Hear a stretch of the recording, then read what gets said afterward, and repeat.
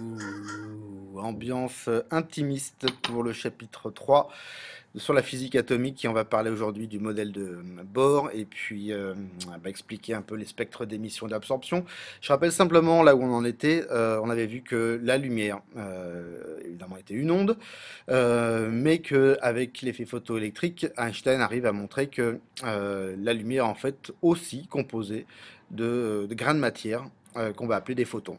Et chaque photon va posséder une énergie qui sera proportionnelle à sa fréquence. On a quand même un problème, c'est expliquer les spectres d'émission et d'absorption des atomes. Alors là, j'ai mis en image le spectre d'émission de l'hydrogène, et on s'aperçoit que dans le domaine visible, on a quatre raies lumineuses. Alors voilà, l'idée c'est que Bohr travaille beaucoup sur ce problème et va émettre une nouvelle théorie, un nouveau modèle qui va essayer d'expliquer la présence de ces raies lumineuses. Donc en fait l'idée c'est que si on a de la lumière qui est émise et que la lumière possède de l'énergie, Bohr émet l'hypothèse à ce moment-là que les différentes radiations émises, donc qui correspondent à différents types d'énergie, correspondent en fait à des états énergétiques de l'atome. Donc l'atome va avoir plusieurs niveaux d'énergie. Euh, En travaillant sur ces spectres, Bohr va réussir à déterminer une formule qui permet d'avoir les différents niveaux d'énergie de l'atome, en tout cas d'hydrogène, c'est le plus simple, hein, un électron et un proton. Et il arrive à montrer que ces énergies sont quantifiées. On a ici une expression de l'énergie en N, en fait, il s'aperçoit que on a une énergie En qui est égale à moins 13,6 électronvolts, ces énergies sont données en électronvolts, divisé par N au carré. Alors je vous rappelle que l'atome peut être considéré aussi comme un modèle en couches, on a différents de couches où peuvent se trouver des électrons. On va avoir pour N égale 1, moins 13,6 électronvolts, E2, moins 3,4, etc. Et N évidemment peut aller jusqu'à l'infini. Donc voilà, la présence de ces raies dans les spectres montre que l'énergie d'un atome est quantifiée et donc elle ne peut prendre que certaines valeurs, ce qui veut dire qu'on n'aura que certaines raies à certains endroits et pas partout, on n'aura pas un spectre continu de la lumière. Ça veut aussi dire que les électrons d'un atome ne peuvent avoir que des niveaux d'énergie discrets.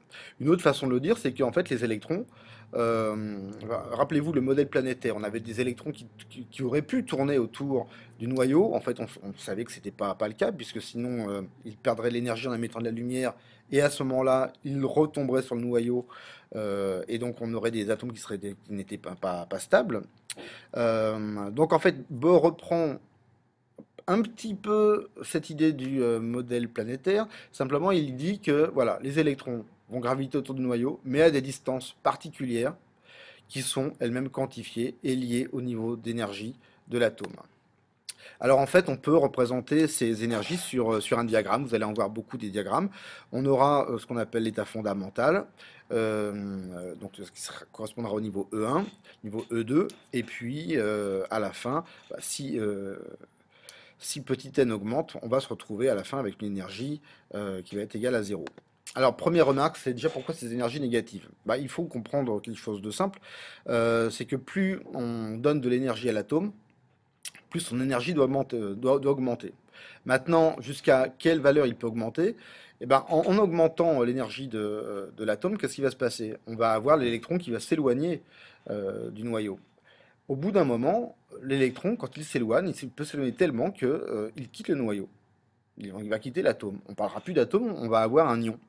Donc on va considérer que l'électron, au moment où il va quitter l'atome, au moment où il se transforme en ion, on va avoir une énergie nulle. On ne pourra pas parler de l'énergie de l'atome, puisqu'on aura quelque chose d'autre qui sera un ion. Ensuite, ce qu'on va appeler les états fondamentaux excités. Ben voilà, si maintenant l'atome n'interagit pas avec la lumière, donc ne reçoit pas de forme d'énergie, on va avoir l'atome qui sera dans son niveau d'énergie le plus bas, qu'on va appeler état fondamental. Maintenant, si les électrons de l'atome reçoivent de l'énergie, on parlera de ce qu'on appelle un état excité. Alors il faut savoir que un atome ne reste jamais dans l'état excité très longtemps.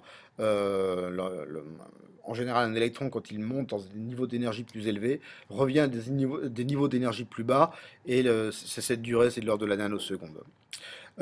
Autre chose, maintenant, si on prend l'hydrogène, l'hélium, le sodium, etc., ce sont des éléments chimiques différents, et on va s'apercevoir que les spectres d'émission ou d'absorption liés à ces éléments sont pas les mêmes. On a des raies qui sont pas la même couleur, qui sont pas placées au même endroit.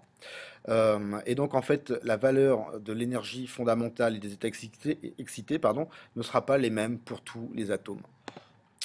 Alors, l'émission de lumière.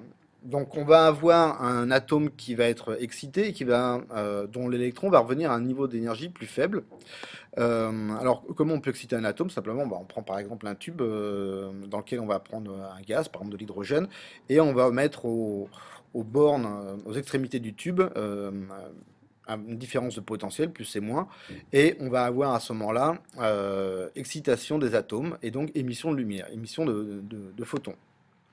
Donc on va avoir à ce moment-là des atomes qui sont excités, donc des électrons qui reçoivent de l'énergie, et s'ils émettent de la lumière, ça veut dire qu'en fait, ils passent d'un niveau d'énergie vers un autre niveau d'énergie qui est plus bas.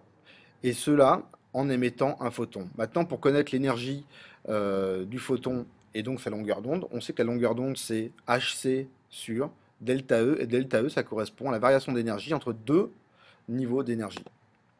Donc là, j'ai mis un autre schéma où on voit un électron qui est sur une couche éloignée et qui va, en se désexcitant, passer sur une couche qui est plus proche du noyau en émettant un photon qui aura comme énergie H fois F. Donc c'est la formule qu'on avait vue dans, dans- dans les travaux d'Einstein sur l'effet photoélectrique. Donc, et delta E, ça correspond tout simplement à la différence d'énergie entre deux niveaux d'énergie différents. Et on observe ce genre de ray. En fait, des transitions entre différents niveaux d'énergie, on peut en avoir plein, puisqu'on a l'état fondamental, n égale 1, n égale 2, n égale 3, etc., jusqu'à l'infini. On peut avoir une multitude de transitions d'énergie qui vont forcément amener à avoir des émissions de lumière qui peuvent être différentes, certaines dans le domaine visible, hein, c'est ce qu'on va voir sur les spectres, enfin c'est ce qu'on a vu juste avant sur les spectres d'émission, et puis on peut aussi évidemment avoir des émissions dans l'ultraviolet ou dans les infrarouges.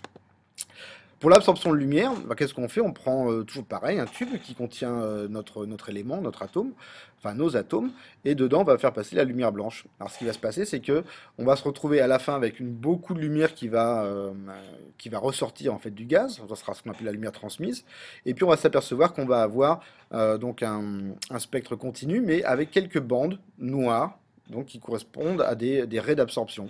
C'est tout simplement des photons qui sont dans la lumière blanche et qui vont être absorbés par les atomes. Donc, ce qui va se passer, c'est qu'on va avoir un, un électron qui va interagir avec un photon, qui va absorber euh, l'énergie du photon pour passer à un niveau d'état, un niveau d'énergie supérieur. Maintenant, cet électron peut passer à un niveau d'état, un niveau d'énergie supérieur à une seule condition, c'est que le photon qu'il va recevoir ait une énergie qui soit exactement égale à la différence d'énergie entre deux niveaux. Si l'énergie du photon ne correspond pas exactement à une des transitions possibles, on aura un photon qui ne sera pas absorbé par l'électron, et donc on aura ce photon qui passera dans ce tube contenant le gaz, ça sera la lumière transmise et on n'aura pas d'absorption. Voilà pour la partie 3.